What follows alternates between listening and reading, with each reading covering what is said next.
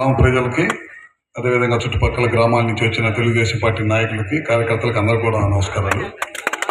అదేవిధంగా ఇవాళ ఈ కార్యక్రమానికి సభాధ్యక్షులు ఉన్న మన బాపట్ల పార్లమెంట్ అధ్యక్షులు రాజశేఖర్ గారు, అదేవిధంగా మా సోదరుడు మిత్రుడు మన స్థానిక శాసనసభ్యులు సాంబశివరావు గారికి, పెద్దలు గరటయ్య గారు, మరో సోదరుడు సత్య గారికి అందరూ కూడా నమస్కారం. ఇవాళ మంచి కార్యక్రమం, ఇవాళ అంబేద్కర్ గారి జయంతి సందర్భంగా ఇవాళ మంచి కార్యక్రమం ఈ గ్రామం రావటం చాలా సంతోషం.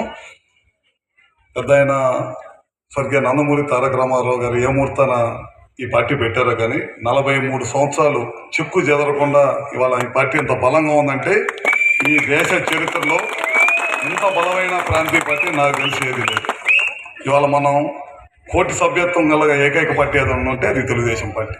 మీ అందరికీ తెలియదు కాదు, సుదీర్ఘ 43 సంవత్సరాల ప్రయాణంలో చాలామంది తెలుగుదేశం పార్టీని దెబ్బకొట్టాలని చూశారు. 85లో ఒకసారి ఒక రూపంలో వచ్చి దెబ్బకొట్టాలని చూసి వాళ్ళు దెబ్బతినిపోయారు.